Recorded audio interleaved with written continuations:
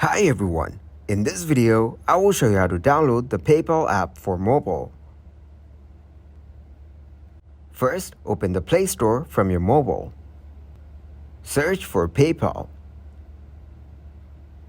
Now tap on PayPal. Click on Install.